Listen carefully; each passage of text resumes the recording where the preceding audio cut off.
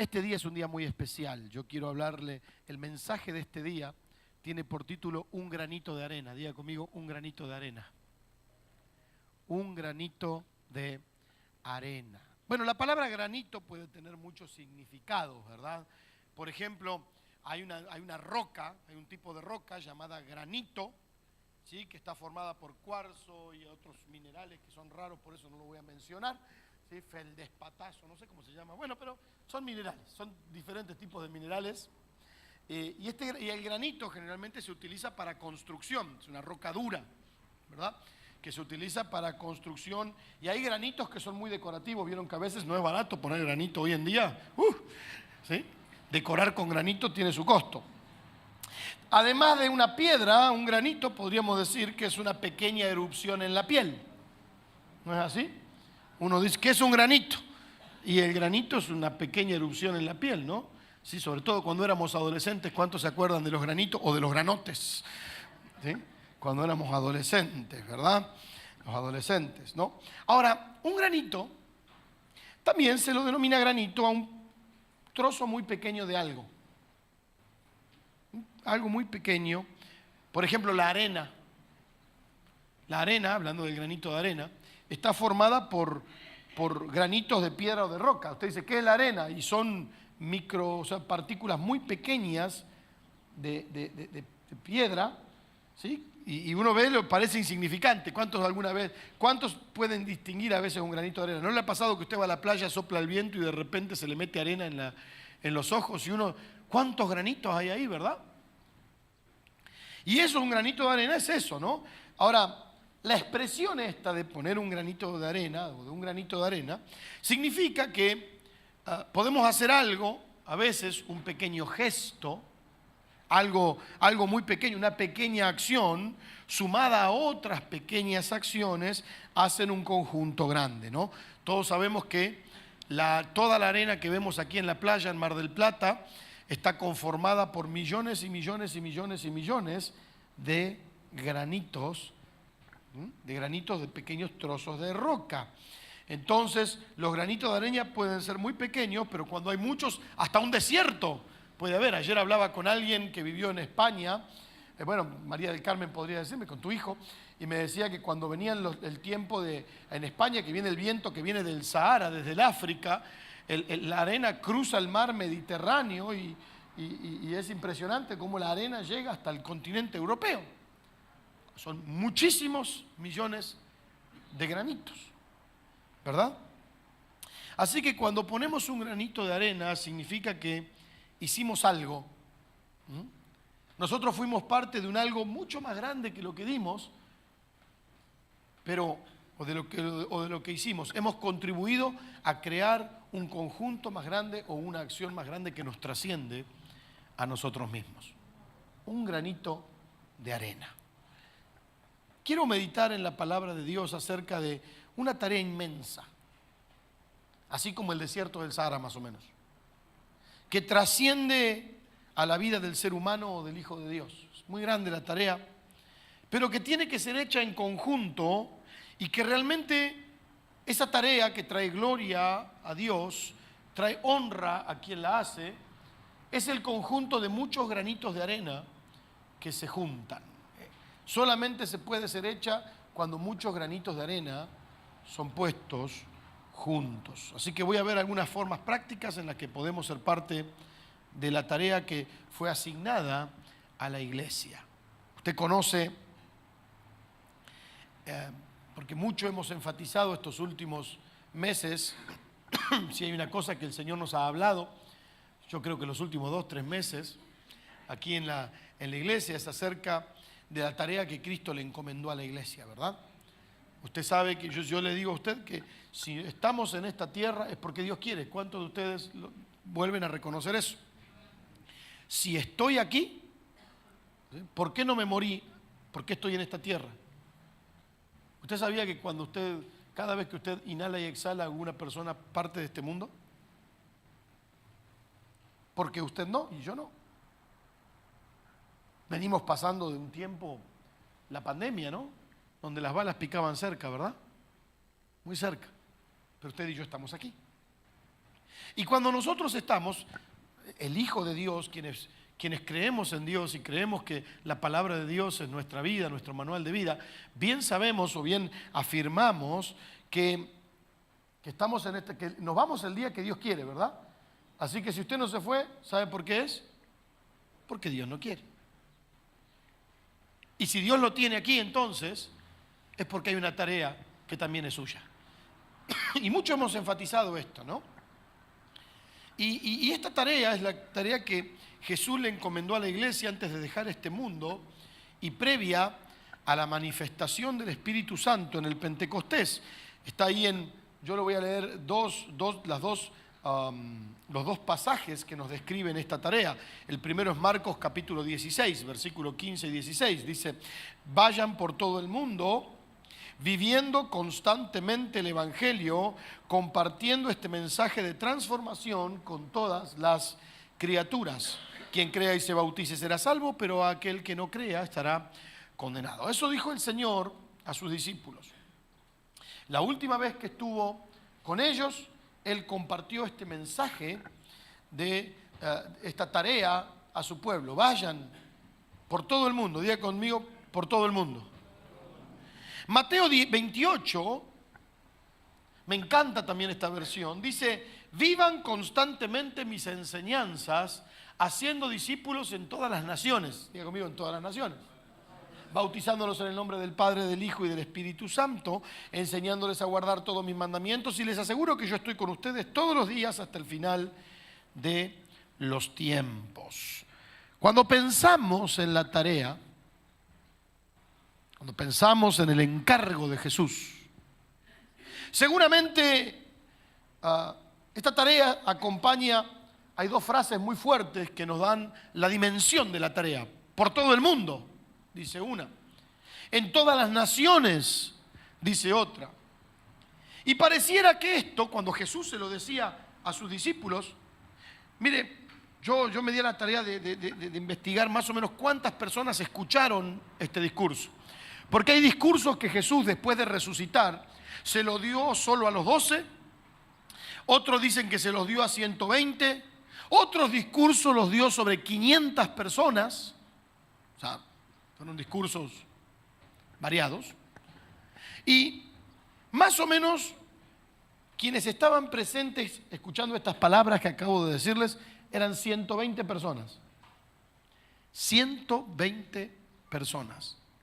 Cuando uno ve el trasfondo de la época de Jesús, imagínense que en aquel entonces los viajes eran cosas que tomaban meses. Llegar de una tierra a otra, uno cuando salía de viaje a otra tierra, a otro país, no sabía si volvía. Bueno, ahora tampoco sabemos si volvemos, ¿verdad? Pero en aquel entonces, 120 personas que tenían que ir por todo el mundo, eso era una utopía. Un mundo donde las creencias eran intolerantes. Aún hoy vivimos en un mundo donde hay ciertos lugares donde las creencias son intolerantes. Vaya usted a hablar de Cristo en algunos lugares, le cortan la cabeza.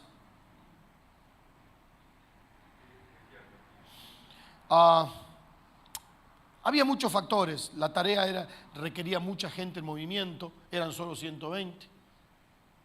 Tratar de que personas cambien su forma de vida es a veces algo que te cansa. ¿Para qué le cuento? Porque Jesús dijo, vivan mis enseñanzas y enséñenle a otros. Eso es difícil. Uno fácilmente puede hablar, ya vieron que hablar el aire suele ser gratis, ¿verdad? Entonces, hablar uno puede hablar mucho, pero lograr que personas cambien su manera de vida, como enseñó el Señor, o sea, había que movilizar mucha gente y no había tanta gente. Había que hacer una tarea que era muy difícil y la verdad es que faltaban personas para esa tarea, ¿no? Era cansador, era una tarea que lleva mucha paciencia, era una tarea que llevaba muchos recursos espirituales, recursos materiales, tiempo, sacrificio. La gente tenía que dejar completamente su vida, no es como hoy pido 15 días en el trabajo, voy a un lugar y vuelvo. Requería un cambio de vida completo. Sin embargo, a pesar de que la tarea es maratónica, y a uno, mire, con los recursos que tenemos hoy sigue siendo maratónica, imagínense en aquel entonces. A pesar de la tarea maratónica, Jesús le había enseñado a los discípulos algo importante. Y ahí hay dos o tres cosas que Jesús les enseñó a los discípulos. Lo primero, que el desafío suele ser grande. Dice, mire Mateo 9:37, un día estaba Jesús con sus discípulos y les dice, son muchos los que necesitan entrar al reino de Dios, pero son muy pocos los discípulos para anunciarles las buenas noticias. ¡Wow! Hay un montón de laburo y no hay quien lo haga, básicamente, se lo parafraseo. Es mucho trabajo y hay poca gente para hacerlo. Bueno, es una realidad vigente.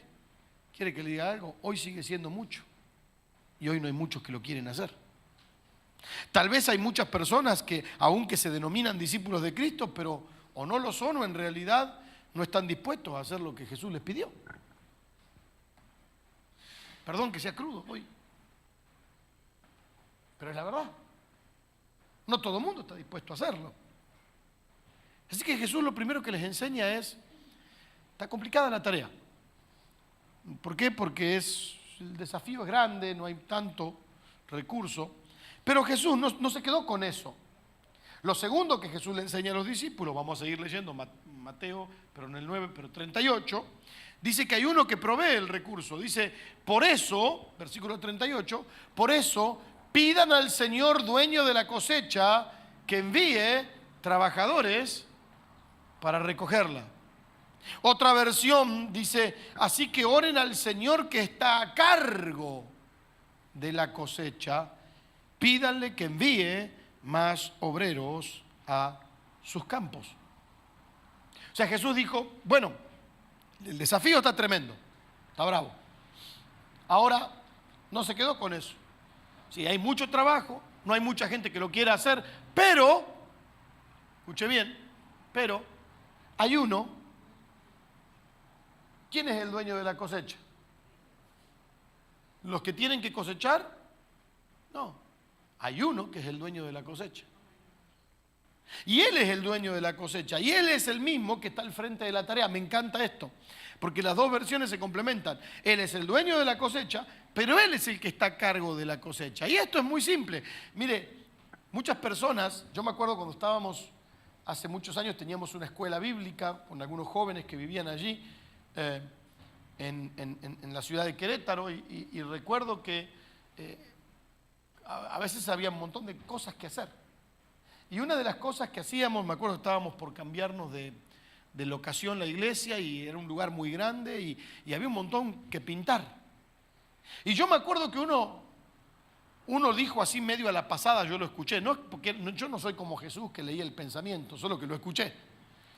Los mandé a pintar una pared, dos chicos estaban pintando una pared y uno dijo, y él pide eso porque no lo pinta él. Y yo me acerqué y le dije, mira, te voy a decir algo, mijo. Si querés yo te cambio, no sabes, daría lo que fuera porque me den un rodillo y una pared. Es más, para mí a veces un rodillo y una pared es terapéutico. Te voy a dar, mira, si querés te cambio un día el rodillo y la pared por el trabajo de estar a cargo de toda la obra. Sí, porque no estás con el rodillo en la pared, pero tenés que tomar 200.000 decisiones, ¿sí? Y a veces la silla negra atrás del escritorio quema, ¿verdad? Y a veces pasa eso, ¿no? Y pasa en las empresas, pasa en todos lados. El que está a cargo es el que tiene la presión de... Cuando vos estás a cargo de un proyecto, tenés la presión de sacarlo adelante. Si algo falta para el proyecto, tenés la presión de dar. Bueno, ¿quiere que le diga algo? Cuando yo leí esto de esta manera, dije, Señor, gracias. Me voy a sacar la presión de encima. Porque el que está a cargo de la cosecha sos vos, no yo. ¿Sí me explico? ¿Y qué tengo que hacer cuando falta gente para la cosecha? Señor, vos que estás acá, voy a necesitar gente para la cosecha. Señor, acá estoy solo en 4 hectáreas, no la voy a hacer solito, así que Señor, por favor, hace falta alguien para la cosecha. ¿Estamos aquí? Jesús le dijo a ellos, sí, el desafío es grande, pero hay uno que es el encargado de la cosecha y Él es el que provee. Ahora, no se quedó solamente en eso el Señor. Tranquilo, ahora sigue. Que a nosotros nos toca pedir. Él dijo, oren al Señor de la cosecha. Otra versión de Mateo 9:38 dice, oren al Señor de la cosecha y pídanle. Diga conmigo, oren, pídanle. Yo recuerdo, mire, desde hace un tiempo para aquí, yo he tomado una decisión, no me estreso más. Cuando no hay gente para hacer cierta cosa, debe ser que el Señor de la cosecha no, porque el que está a cargo de la cosecha es Él. Entonces, cuando no tengo gente para algún trabajo, directamente no me estreso más. Algunos me dicen, pero pastor, ¿cuándo vamos a hacer esto? Cuando alguien quiera hacerlo. Y pero pastor, ¿y usted? Yo no voy a andar renegando. No, es que realmente... Ahora, eso no quiere decir que no le pido al Señor de la cosecha, Señor, necesitamos. Manda a alguien para hacerlo. ¿Por qué? Porque si no, el encargado de la cosecha es Él. No somos los dueños de la tarea, se nos delegó a hacerla. El dueño y encargado espera que pidamos los recursos para Él dárnoslo. Es como todo, ¿no? Cuando alguien te dice, bueno, anda, tenés que hacer esta tarea, ¿qué es lo que vas a necesitar? Anda, fíjate qué es lo que tenés que hacer y decime lo que necesitas para que yo te lo dé y lo hagas. Bueno, ¿vieron así de simple como en una empresa, como en un trabajo? Así es la tarea que nos encomendó el Señor. ¿Hacen falta obreros? Pedíselos. Jesús dijo, pídanlos, yo se los voy a dar. Y hay un granito que forma parte de un todo. Voy a avanzar un poquito más rápido.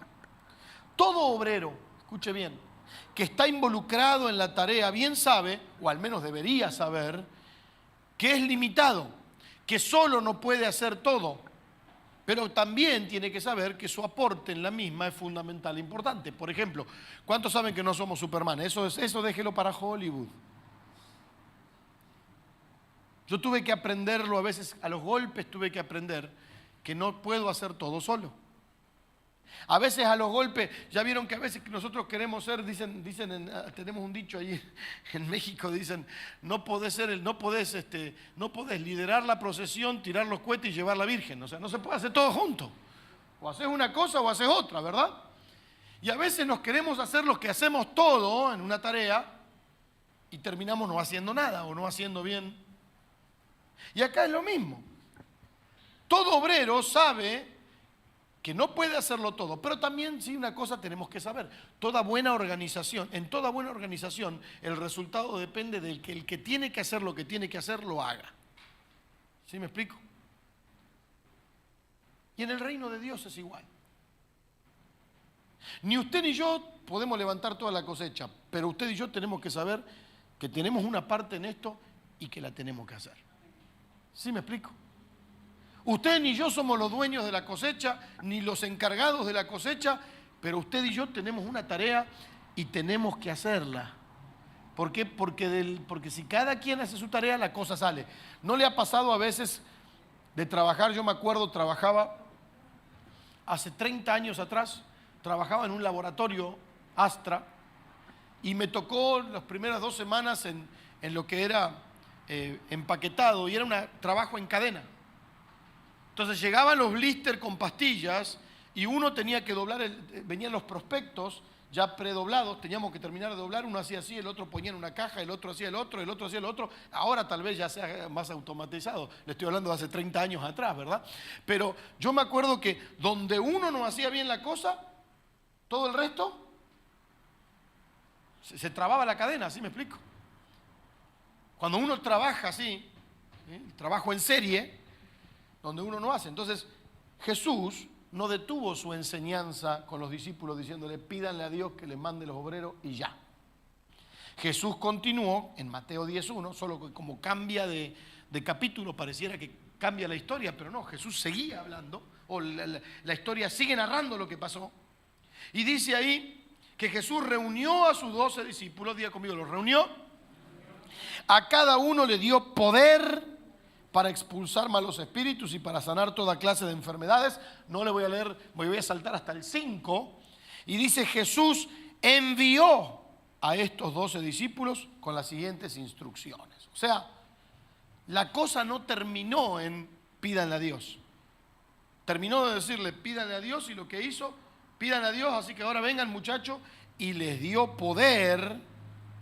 Y después de darle poder, les empezó a hablar algunas cosas. Después nos relata quiénes eran todos estos, y no va al caso con el mensaje de hoy, o sea, leerlo todo, sería solo para perder tiempo. Pero, ¿qué hizo Jesús? Dijo, está bien, hay que orar al dueño de la cosecha que mande los obreros para la cosecha, pero, muchachos, vengan ustedes, a Dios orando. ¿Se acuerda de la serie que le prediqué hace poquito? A Dios orando y con el mazo dando. O sea, señores, los reunió, les voy a dar poder, ¿sí? ¿Cuánta gente dice, yo quiero que el Señor me dé poder? Me acuerdo de aquella vieja canción, poder, poder, poder lo necesito. Bueno, dice que les dio poder, ¿para qué? Para enviarlos. O sea, oramos, ¿sí? ¿Qué hizo? Los involucró, les dio instrucciones y lo envió. Familia, no se vale pedirle a Dios poder sin estar dispuesto a ser enviado. ¿Sí me explico? Mucha gente le pide a Dios poder, presencia, esto, lo otro. ¿Pero qué vas a hacer con eso? Sos enviado. ¿A qué? A la cosecha. Y en la cosecha hay un montón de, ¿no? Hay un montón de tareas en la cosecha, pero somos enviados, ¿no? Y eso mismo hace el Señor hoy. Te dio poder, pero junto con este poder te envió. La pregunta que tengo este día, familia, ¿estamos haciéndolo? ¿Qué estás haciendo con el poder que Dios te dio? ¿Estás haciéndolo? ¿A quién era que me contaste, mamá, que le predicaste la semana pasada? Era la verdulería, no me acuerdo con quién era que me dijiste que le hablaste del Señor en una tienda, le terminó hablando de Cristo. Y bueno, eso es, Dios te dio poder. ¿A dónde? ¿A donde te toca ir a una tienda? Bueno, ahí predicarle de Cristo. Ahí andá y predicale. No sé, la otra vez me contaba, no me acuerdo quién, me dice, no, estoy con esta persona que estoy trabajando, ya le hablé del Señor. Buenísimo, ya estoy orando por él. Buenísimo, ¿por qué? Porque ahora después te voy a hablar lo que significa mundo y lo que significa naciones. Tranquilo, no le voy a spoilear el final. Solo le quiero decir a usted que Dios lo envió. Y que todo lo que usted recibió, algunos por años, de parte de Dios, es para ser enviados a la cosecha. Solos no podemos hacerlo, pero tampoco aplica si no hacemos cada uno nuestra parte. ¿Sabía usted eso? Solo no podemos, pero tampoco aplica, no, total, alguien más lo va a hacer. Vieron que a veces existe ese alguien más lo va a hacer, ¿verdad? Muchas veces pasa eso en diferentes ámbitos. ¿Y por qué no levantaste eso? No sé, porque alguien más lo va a hacer. Alguien más va a levantar eso, alguien más va a hacer eso, alguien más. Bueno, no aplica si cada uno no hacemos nuestra parte. No te desanimes. Tal vez tu granito de arena te parezca insuficiente. Usted dirá, con toda la maldad que hay, con todo lo que está pasando en Argentina, en Mar del Plata. ¿Se acuerdan? Hace un mes atrás estábamos hablando, mi esposa, me acuerdo, me contaba lo que pasó en algunas escuelas cuando entraron con violencia allí, terminó internada una maestra. Uno dice, tanta violencia que hay, tanta cosa. Bueno, ¿qué les pasó a ustedes hace poquito que les robaron y con violencia? Bueno, vivimos en este mundo, ¿verdad? Y vemos todos los días lo que está pasando. Y uno dice, ¿a poco lo que yo hago es tan importante que puede transformar una ciudad? Bueno, pero es un granito de arena. ¿Sí me explico? Es un granito de arena. Ahora, si nuestro granito de arena no lo ponemos, nunca va a haber un desierto. Nunca va a haber una playa. De perdida un balde con arena. ¿Sí? De perdida un coso de esos que ponemos para... Vio que llenamos con arena los baldes para poner los palitos ahí, que no se vuelen con el viento, para decorar. Bueno, no va a haber nada si no pones tu granito. Quiero animarte este fin de año a que no a que lo hagas porque es fin de año. Quiero animarte a que tu modo de vida sea todo el tiempo poner tu granito de arena. Tal vez digas, no, bueno, pero no alcanza. No, es cierto, tu granito de arena no alcanza, pero sin tu granito de arena es más difícil. Tu granito de arena es importante. No deja de ser importante. Y el llamado sigue vigente. Mire, hay una historia, se la voy a leer muy rápido, ahí en Hechos capítulo 13, de la iglesia de Antioquía. Dice, la iglesia de Antioquía, Hechos 13, 1 al 3, era una iglesia, ya quisiéramos nosotros llegarle, mire ahí, Antioquía era una iglesia impresionante. Dice, tenía profetas y maestros. Estaba Bernabé, Simón llamado el Negro, Lucio de Cirene, Manaén, amigo de infancia de Herodes el tetrarca, y Saulo. Dice aquí, mientras estaban adorando al Señor y ayunando, qué cultos que tenían esos cuates, el Espíritu Santo dijo, aparten a Bernabé y a Saulo para que hagan el trabajo para el cual los he llamado.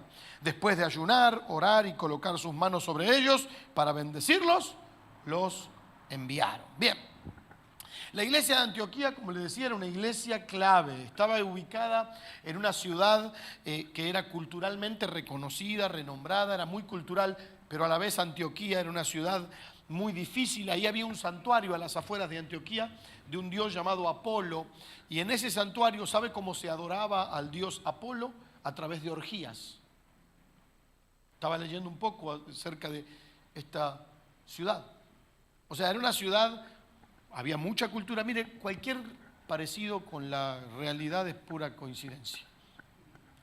Mucha cultura, muchas cosas, pero en realidad dicen que la adoración más importante de la ciudad consistía en inmoralidades, en cosas fuertes.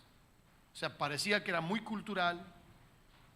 De hecho, tenía cierta prosperidad financiera en algunos estratos ahí en Antioquía, pero en una ciudad donde había mucha cultura, parecía todo muy nice,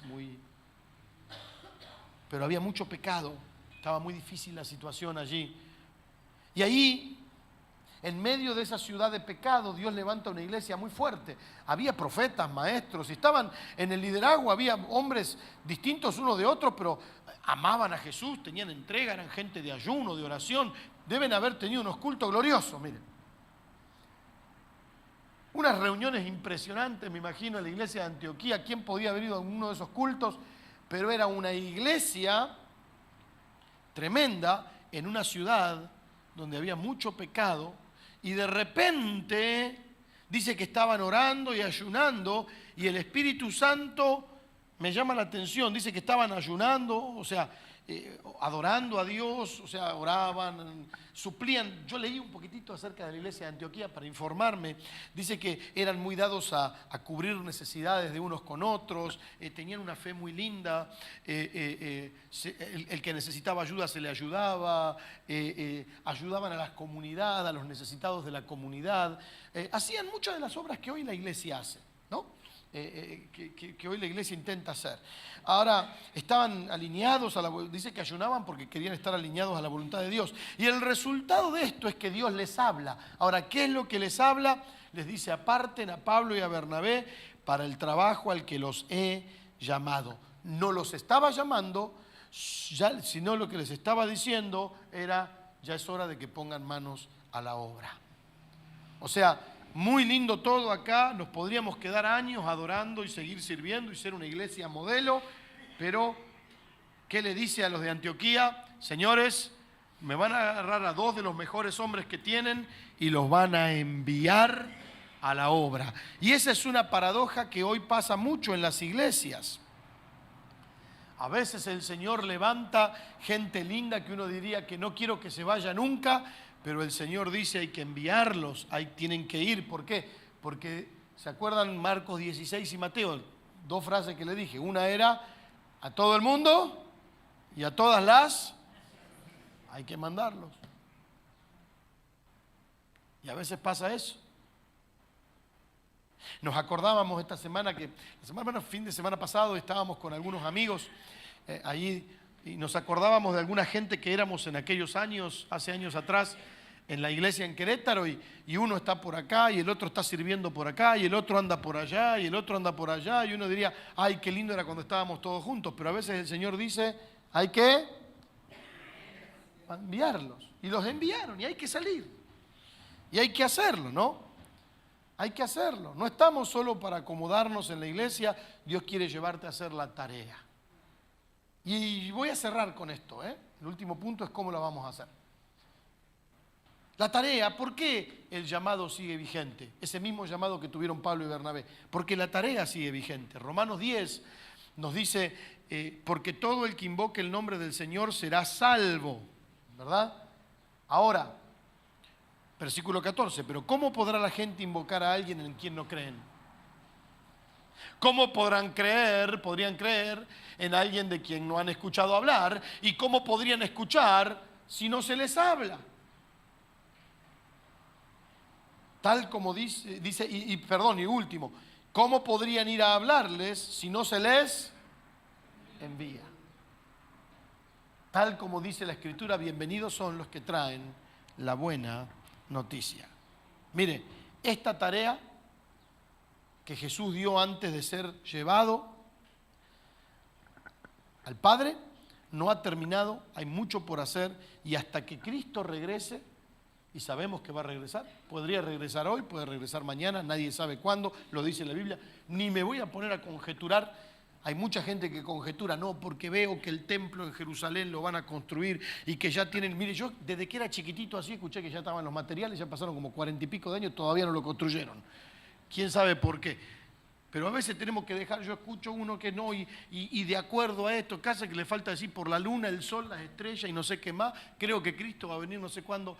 Y si en vez de andar fijándonos cuándo Cristo va a venir, la segunda venida, nos dedicamos a hacer lo que Él nos pidió, que es hablar de su primera venida, que es la Navidad. Si nos dedicamos hasta que Él regrese, ¿cuándo? Cuando le toque, pero que el día que regrese me encuentre hablándole a otros, compartiéndole a otros de que Él ya vino y de que hay salvación en Él. Eso es. ¿Cómo van a invocar si no creen? ¿Cómo van a creer si no escuchan? ¿Cómo van a escuchar si nadie les habla? ¿Cómo van a hablar si nadie los manda? Por eso dice, tal como dice la Escritura, bienvenidos son los que traen la buena noticia. Así que hasta que el Señor regrese, dijo Jesús en Mateo 24, capítulo 14, el fin del mundo, esta versión me gustó, dice, el fin del mundo llegará, todos pensamos cuando Rusia se agarre con China y vengan con... El fin del mundo llegará cuando las buenas noticias del reino de Dios sean anunciadas en toda la tierra y todo el mundo las haya escuchado. Algunos me dicen, ¿por qué el Señor no viene? ¿Será porque no estamos haciendo la tarea?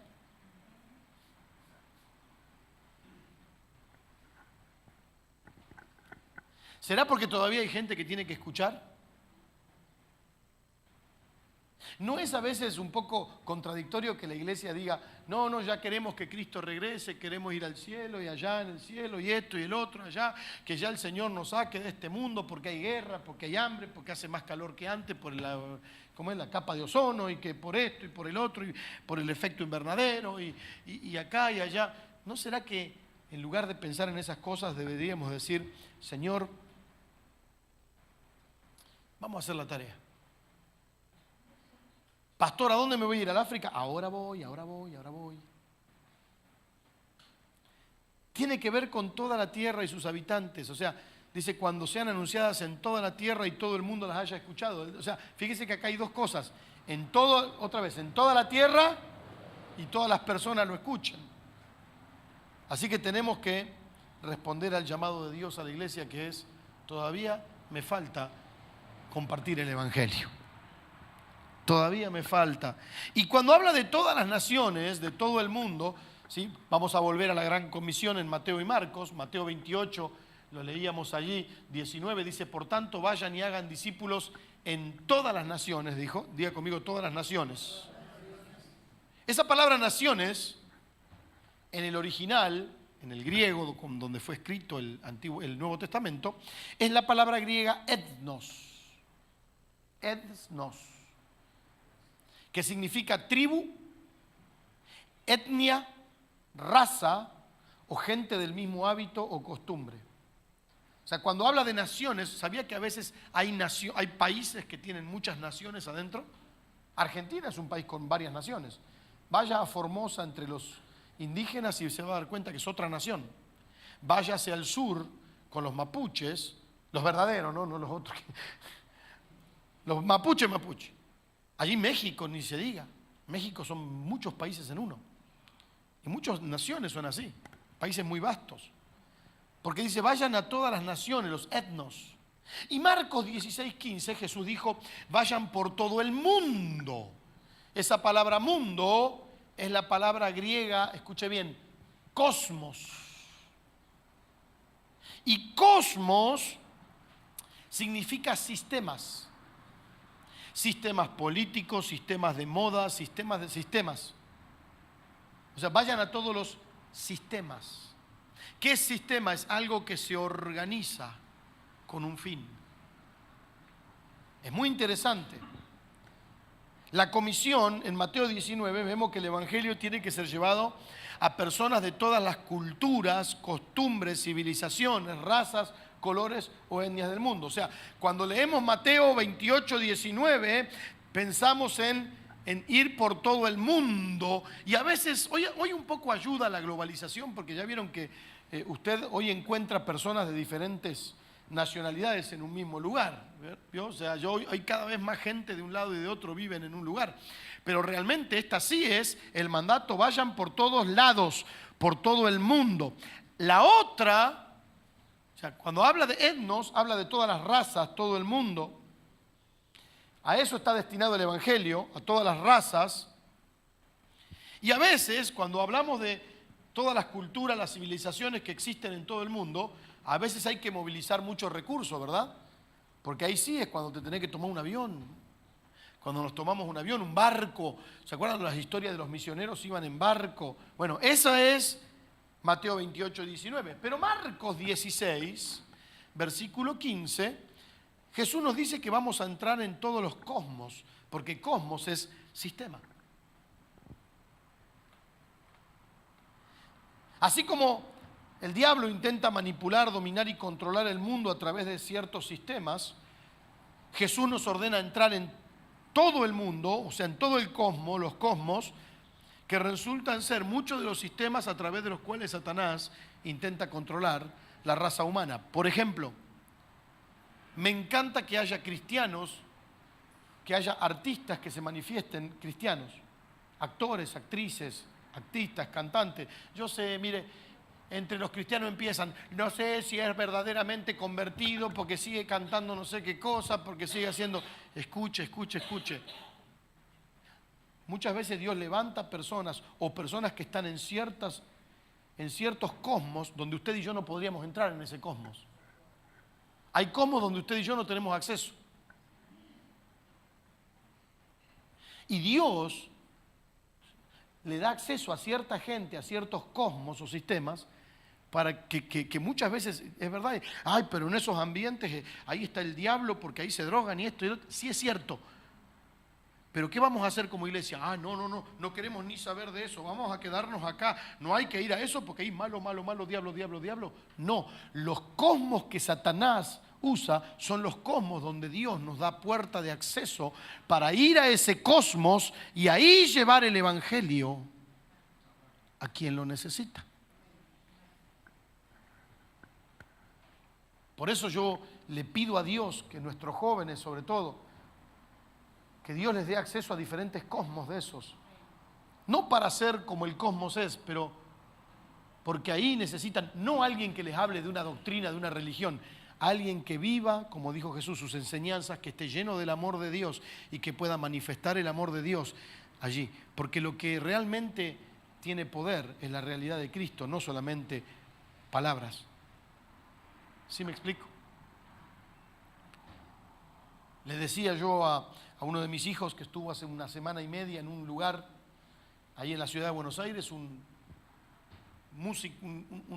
ambiente donde estaban músicos de esos que tienen millones y millones de vistas en YouTube y músicos muy conocidos, y dice, me dieron el VIP y pude estar ahí, hasta se subió a tocar y esto y el otro, estaba ahí papá con todos ellos. Bueno, ¿será que ese es el cosmos donde Dios te quiere usar? Porque eso es un sistema. Y bien sistema ese, ¿eh? En las artes hay sistemas. En el teatro, en la música, en la política, ni se diga, hay sistemas.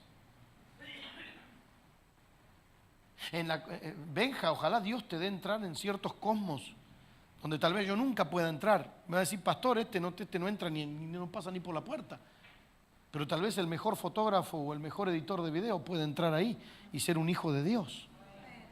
Ese es el cosmos, ¿me explico? Donde tal vez Dios te dé entrar. Tu universidad es un cosmos, tu colegio.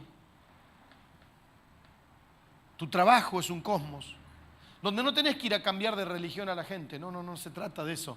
Se trata de llevar el amor de Dios ahí. Vayan por todo el cosmos.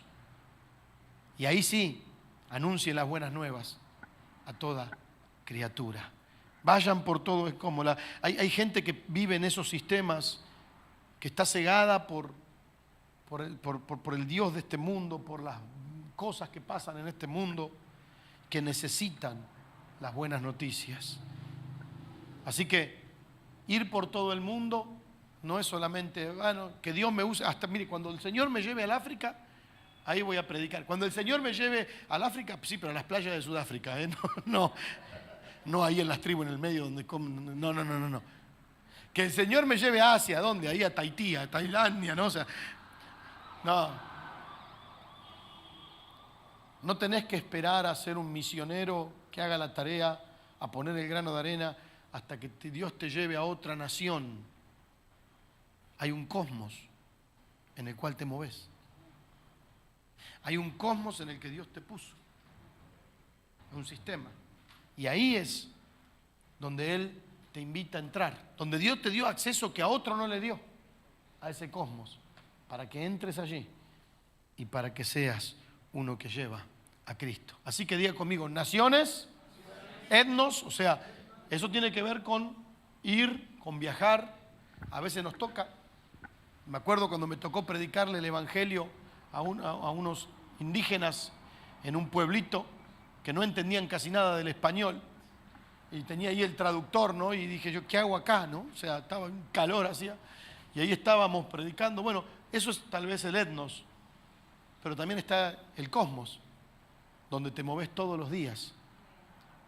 Ahí Dios te llamó a ser un anunciador, a que pongas tu granito de arena. Así que manos a la obra. Usted dirá, ¿será que yo soy un llamado? Mi hermano, no sé cuántas veces se lo repetí los últimos meses. Usted es un llamado. Sí. Así que quisiera este día hacer un llamado, porque usted es un llamado, Juanpi. Un llamado en el cual usted responda para ir por el cosmos, que es lo que te rodea, donde Dios te dio acceso, el sistema donde Dios te puso, y también que seas uno que vaya tal vez por los etnos. No sé si todos estamos llamados a ir por los etnos, pero ya le voy a explicar, usted puede ir a los etnos también. Bueno, ustedes, los que me conocen hace años, ya vieron que está la mesita con las alcancías del regalo para Jesús.